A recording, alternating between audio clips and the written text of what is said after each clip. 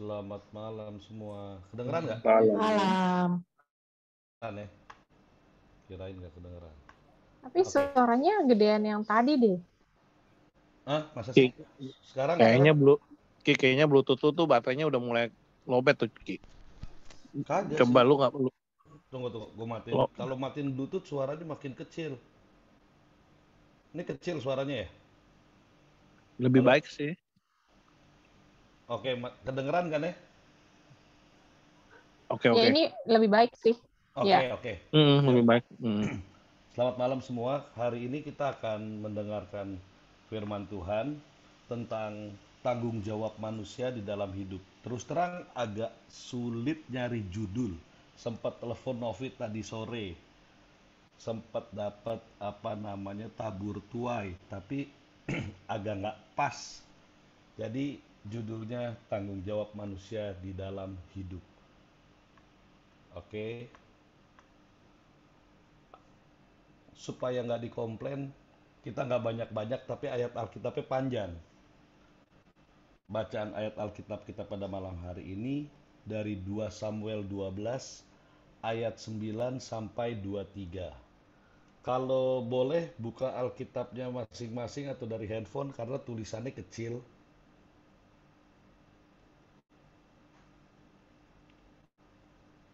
Oke.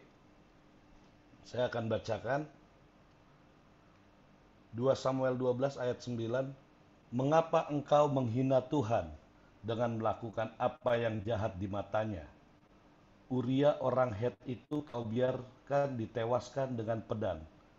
Istrinya kau ambil menjadi istrimu, dan dia sendiri telah kau biarkan dibunuh oleh pedang Bani Amon. Sebab itu pedang tidak akan menyingkir dari keturunanmu sampai selama-lamanya, karena engkau telah menghina aku dan mengambil istri Uria orang Het itu untuk menjadi istrimu. Beginilah firman Tuhan, bahwasanya malapetaka akan kutimpakan ke atasmu yang datang dari kaum keluargamu sendiri.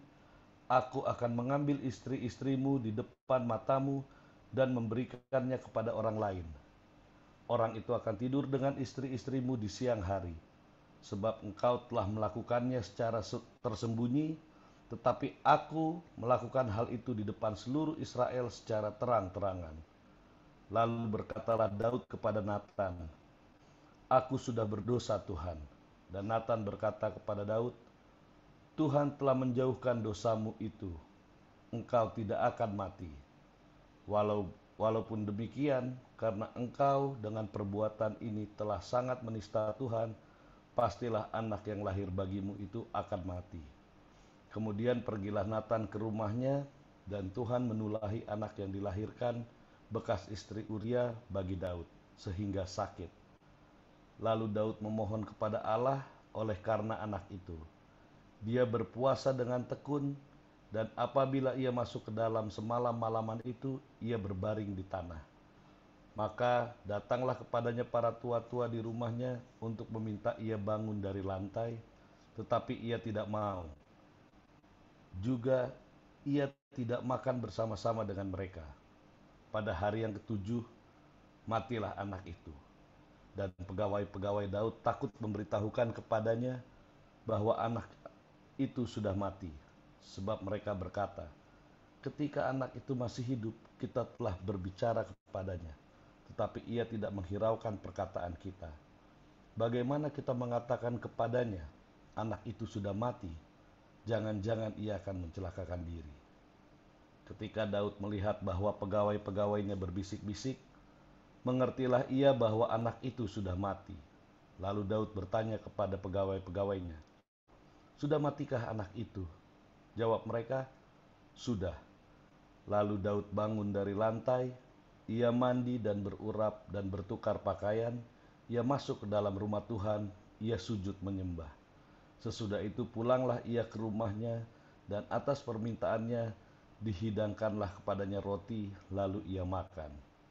Berkatalah pegawai-pegawainya kepadanya, apakah artinya hal yang kau perbuat ini? Oleh karena anak yang masih hidup itu, engkau berpuasa dan menangis. Tetapi sesudah anak itu mati, engkau bangun dan makan. Jawabnya, Selagi anak itu hidup, aku berpuasa dan menangis karena pikirku, siapa tahu Tuhan mengasihani aku, sehingga anak itu tetap hidup. Tetapi sekarang ia sudah mati. Mengapa aku harus berpuasa? Dapatkah aku mengembalikannya lagi? Aku yang akan pergi kepadanya, tetapi ia tidak akan kembali kepadaku. Demikian pembacaan firman Tuhan. Oke, pada malam hari ini pembacaannya agak panjang, tapi lebih bersifat cerita. Di sini kita membaca ayat setelah mungkin teman-teman semua udah tahu bahwa Daud melakukan dosa yang sangat besar, yaitu ketika dia berjalan-jalan di istananya, dia melihat seorang perempuan, rangkumannya ya. Dia melihat seorang perempuan, lalu dia tergoda dan dia berzina. Dari hasil perzinahannya itu udah dosa besar satu.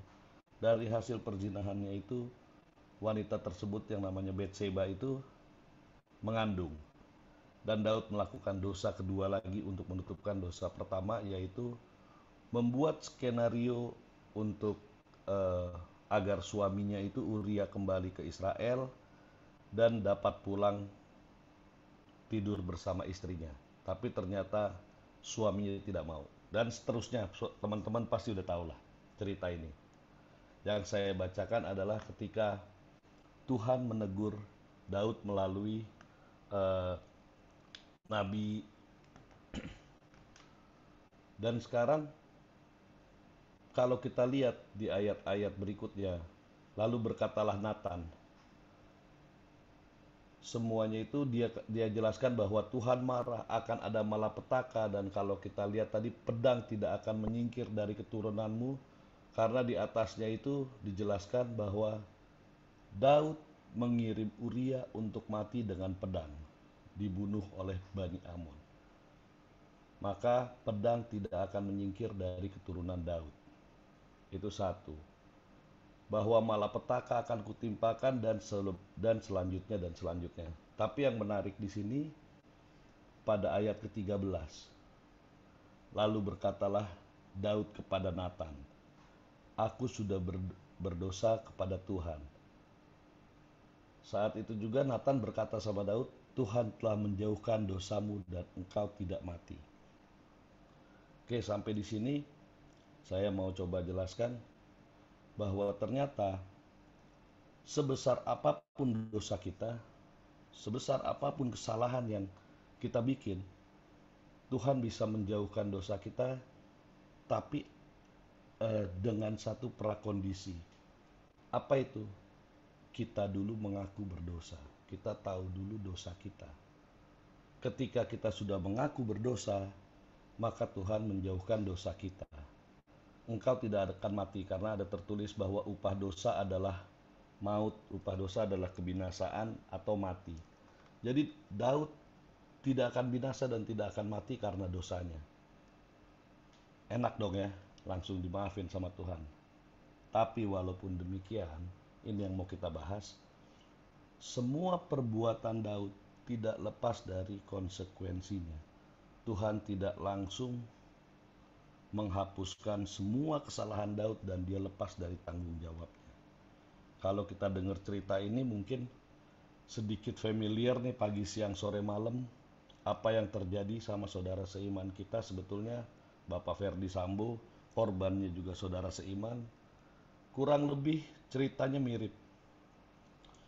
Pembunuhan, rekayasa, dan sebagainya. Yang menarik buat saya, ada pendeta, saya nonton YouTube-nya, dia bilang, Tuhan pasti memaafkan Sambo. Buat orang awam pasti nggak terima. Udah bikin seperti itu kok. Tapi dia jawab lagi, ayat Alkitab mencatat tidak ada dosa yang terlalu besar, tidak ada hati yang terlalu hitam buat dapat pengampunan dari Tuhan. Tapi ada syaratnya. Dia sendiri mau bertobat, dia sendiri mengaku salah, dan tidak usah merekayasa lagi, persis seperti Daud. Apakah setelah itu Tuhan membebaskan dari proses hukumnya? Ya enggak juga, kita orang Kristen kan enggak minta seperti itu, karena Tuhan mengajarkan kita untuk bertanggung jawab. Ada yang namanya mukjizat, ada yang namanya eh, kalau saya bilang itu apa namanya, tatanan. Orang males olahraga pasti gemuk, makannya banyak lagi. Nggak ada ceritanya orang males olahraga makan banyak terus karena berdoa Tuhan kasih dia jadi six pack. Nggak mungkin. Main fisik nih orang nih. Ya Kan main fisik dong. gua Oh iya, iya. saya Lanjut kalau gitu. nggak ada orang yang bermalas-malasan belajar karena berdoa nilainya 10. Jadi ada tetap bagian-bagian yang harus kita jalanin. Di ayat ini, kita kembali ke ayat ini, Daud sudah menjalankan atau melakukan bagiannya. Dia mengakui kesalahannya dan eh, dia bertobat. Tapi itu tidak menjauhkan dari eh, apa yang harus dia terima. Dia tahu anaknya akan mati. Dia coba memelas loh sama Tuhan.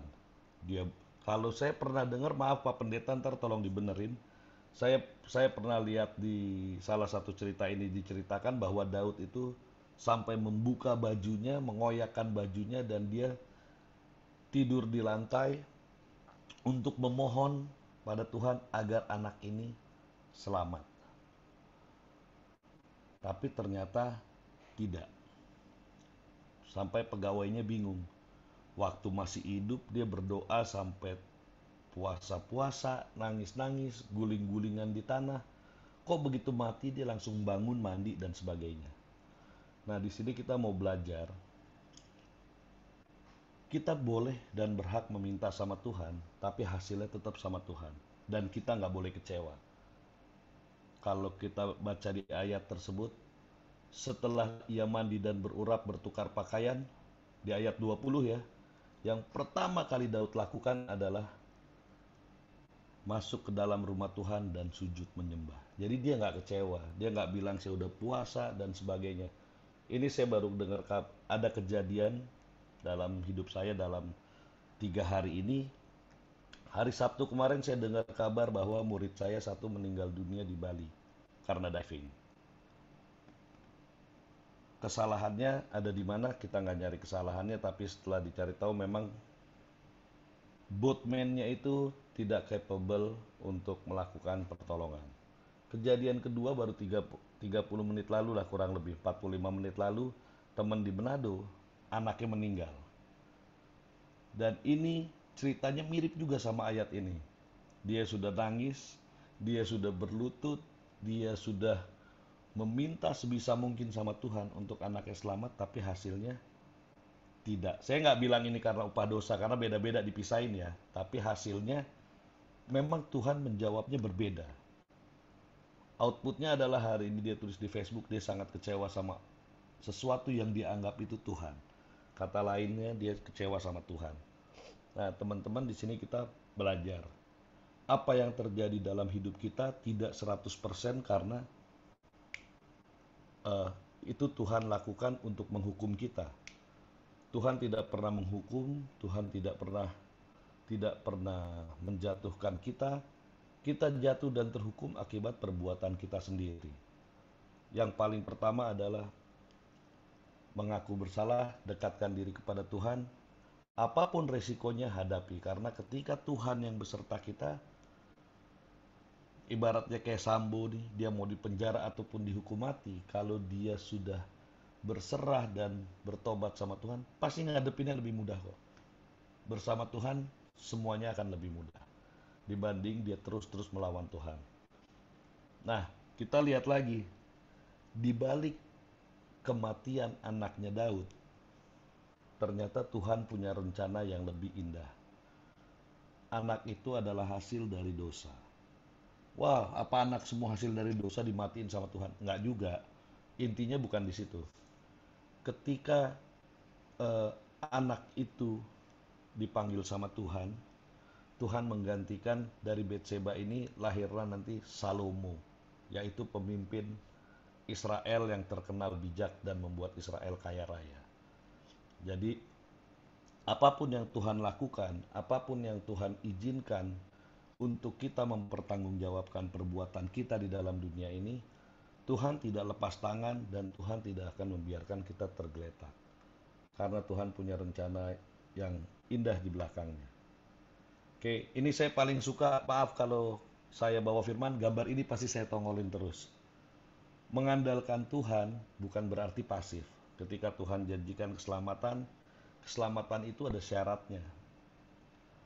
Tidak bersyarat secara dosa dan sebagainya, iya. Tapi kalau dibilang tidak bersyarat, saya agak nggak setuju. Persyaratan pertama adalah iman. Tidak beriman kepada Yesus, tidak dapat keselamatan. Kedua, ya ini. Beriman itu kita menjalankan bagian kita. Sudah pernah saya bahas di pertama. Kurang lebih seperti ini. Ini apa? Yesus sedang mengetuk hati, berarti bagian kita membuka. Ketika Yesus tunjukkan jalan, bagian kita berjalan. Ketika kita terjatuh, Tuhan Yesus menopang, bagian kita percaya dan berpegang pada Tuhan.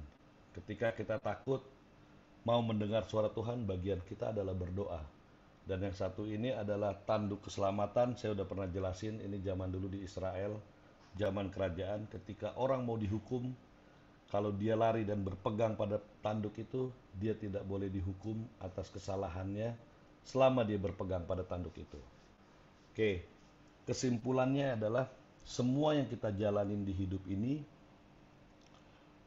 akan berbalik, harus kita pertanggungjawabkan. Makanya kuncinya adalah ada di Lukas 6 ayat 31. Dan sebagaimana kamu menghendaki supaya orang perbuat kepadamu, perbuatlah juga demikian kepada mereka. Kalau kita mau diperlakukan baik, kalau kita mau menerima berkat, berkati orang dulu. Kalau kita mau orang baik sama kita, ya kita baik dulu sama orang. Di doa Bapa kami juga sama kok. Ampunilah dosa kami. Di belakang persyaratan itu, seperti kami mengampuni orang yang bersalah kepada kami. Jadi kalau kita belum mengampuni orang yang bersalah kepada kami, nggak dapat tuh bagian yang itu. Oke, sama di Galatia 6 ayat 7-9 sama, janganlah sesat karena Allah tidak akan membiarkannya dipermainkan. Apa yang ditabur orang itu juga yang akan dituainya. Sebab barang siapa menabur dalam dagingnya, ia akan menuai kebinasaan dari dagingnya. Tetapi barang siapa menabur dalam roh, ia akan menuai hidup yang kekal dari roh itu. Janganlah kita jemu-jemu berbuat baik, karena apabila sudah datang waktunya, kita akan menuai. Jika kita tidak menjadi lemah. Ayat kita penutup untuk malam ini. Dan apa yang dari Filipi 4 ayat 9, dan apa yang telah kamu pelajari, dan apa yang telah kamu terima, dan apa yang telah kamu dengar, dan apa yang telah kamu lihat padaku, lakukan itu, maka Allah sumber damai sejahtera akan menyertai kamu. Amin. Terima kasih Pak Pendeta.